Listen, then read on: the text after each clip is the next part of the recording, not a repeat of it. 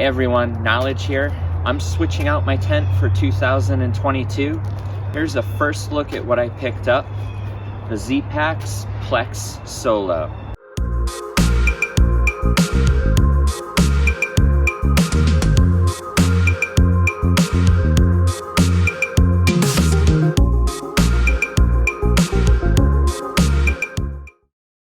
Alright, so if you've been following this channel, you all know that last year I had been testing out the Gossamer Gear, the DCF-1 tent a lot. I put in over 1,000 miles on that tent and it became one of my favorites. But I had also been using hammock systems and tarps because my gear is always evolving and I'm always interested in new materials, new designs, and also sharing all of my personal experience with all of you, so you can have honest and authentic feedback. So when the Plex Solo came out, I had to grab one.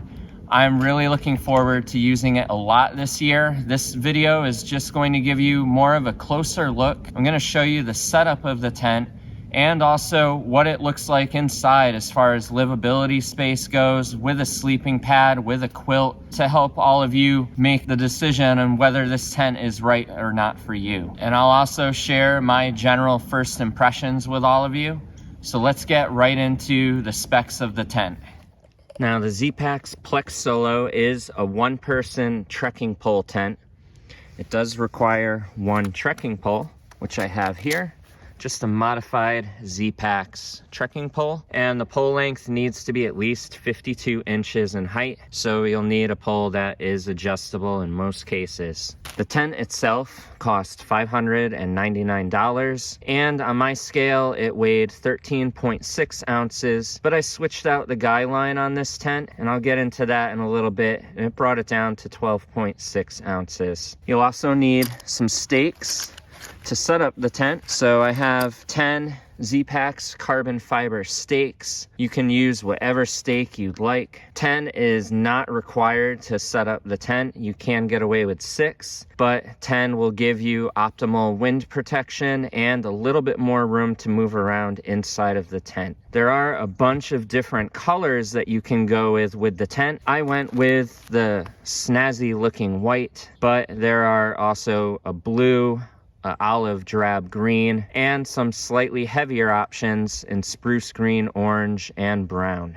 If you go with those options, that will also increase the fabric weight in general and increase the price as well. I chose the white because I love having a deeper connection to the outdoors. I didn't want to stray too far from that with using a fully enclosed tent, because you do kind of get that feeling a little bit. So the white helps give me a little bit more as far as shadows go. It's a little more transparent. My Hexamid Solo tent is also in white, as is my hammock tarp by Light AF and my Hyperlight mountain gear Dirigo 2 that I featured on this channel in the past. If having a shelter that's really transparent isn't your jam, you could definitely go with one of the other color options or with the slightly heavier fabric, which will be a little less transparent. Now, I chose this one-person tent because it blended some of the things I really love about the Hexamid Solo tent and some of the things that I really love with the Six Moon Designs Lunar Solo tent. For me, this shelter is very promising. I look forward to using it a lot on the trails this year. Let's get right into the setup, and then I'll show you the livable space of the Plex Solo tent. Now, I have this piece of Tyvek here. It isn't completely necessary. The tent floor is made out of a 1 ounce per square yard Dyneema composite fabric, so it should be able to withstand quite a good amount of abuse, but I figured I would just bring this Tyvek out to set the tent up on, just to give you an idea if you did want to look at using a footprint underneath the tent. This is what I use in my Hexamid Solo tent, and I've used it on the bottom of other tents as well.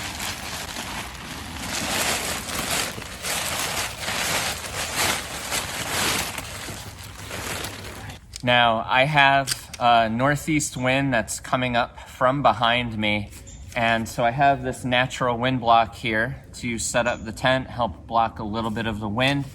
But when setting up this tent, you want either the back end of the tent facing the direction of the wind just in case a rainstorm comes through and you end up getting sideways rain.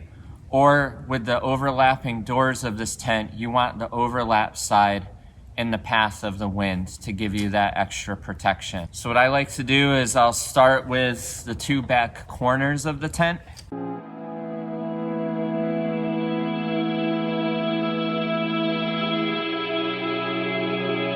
And then I'll take my trekking pole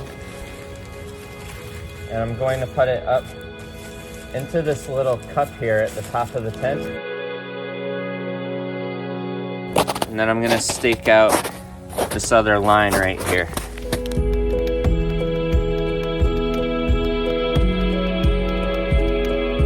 Then I'll go to the two front corners.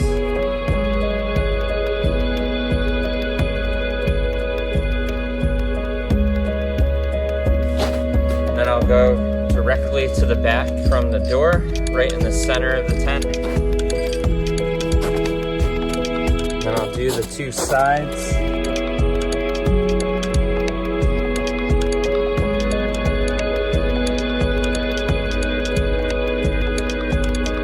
All right, now I'm gonna give that a few minutes to freeze over. This is not going to be the most ideal setup, but I'm really excited to share this first look with all of you.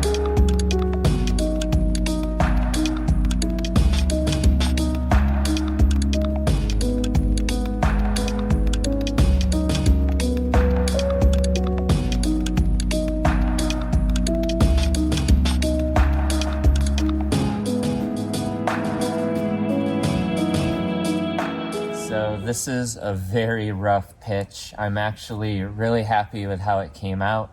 The ground is rock solid. There's lots of ice right on top of that. Very little snow. So I just used some natural pieces and utilized that with the snow and ice that I could with the stakes and everything. Got a decent pitch. I don't have all 10 pulled out, but I also don't really need all 10 right now with having this wind block here behind me. So the canopy is made out of a 0.55 ounce per square yard Dyneema composite fabric. As I mentioned earlier in the video, if you go with one of the darker colors or the heavier colors, that'll be a 0.75 ounce per square yard. The floor is going to be made out of a really thick 1 ounce per square yard Dyneema composite fabric. And then the mesh inner is going to be made out of a 0.67 ounce per square yard. Peak height is going to be 52 inches, and the entry and exit on this tent is going to be 36 inches. Now that 36 inches is going to be 7 inches higher than the Hexamid Solo tent entry, and the bathtub floor is going to be about 8 inches high. There's a half moon door or a rainbow style door in here.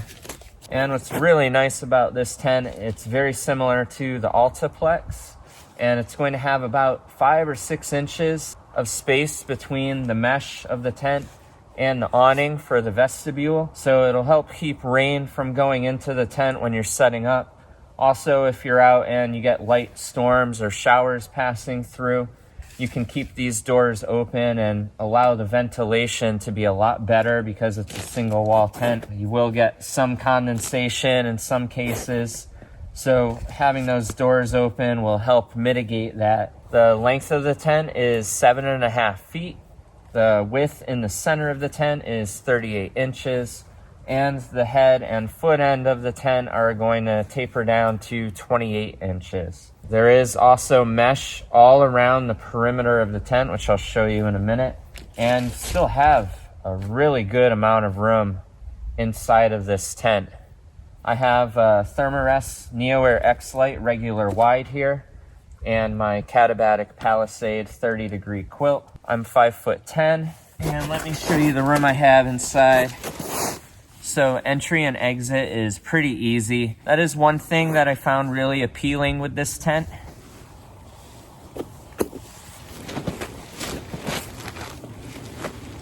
So I still have lots of room to move around inside of the tent here. Let me give you a look inside. So you can see the mesh all the way around the side. When this is up a little bit higher than I have it, the mesh kind of angles a little bit, so the water just runs right off. And if any does get on this mesh, it's gonna drip right off before it hits the bathtub floor. Like I said, I'm just kind of working with what I have here to the best of my ability so I can show you this tent. But it will be pitched a little bit higher, a little more taut in ideal conditions. There's a nice little pocket down here for headlamps or things that you might want to store and have quick access to. This is the tag here. So I had placed the order on the 26th and they had made it on the 31st and sent it out. There's the cup for the trekking pole. And good amount of room. Still have, say, maybe 5 inches or so from my foot box here. And that's without this side even pulled out. If I have it pulled out, you can see I'll have a lot more room where I'm not hitting the sides. And then my headroom.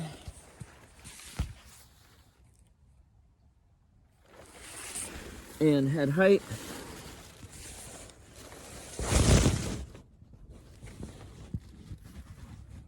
And I have plenty of room on the side here to store my gear. I can also put my pack outside of the tent. There's lots of vestibule space, and having that little extra awning separating the canopy from the mesh of the tent. There's also little toggles here, so if you want to pull the mesh up even more in the bathtub floor to prevent splashing from coming into the tent and heavy downpours, you can do that and just pull this toggle down. And as you can see, I get all of the shadows of everything that's around me through the fabric of this tent. It's very transparent, which is something that I really love. The other thing is I can just reach the vestibule here and the doors, unroll them, and clip it to the line if I wanted to do that. And I can pull this up a bit more, and I could adjust this a bit more if needed. The tent also packs down relatively small. I haven't had any issues packing it inside of a pack like my Palante Joey. So having that type of packability for a tent with this type of material is something that I find really beneficial. It's nice that it's able to fit in there nice and securely without being a big hassle. So there you have it, a very quick first look at the Zpacks Plex Solo tent, new for 2022.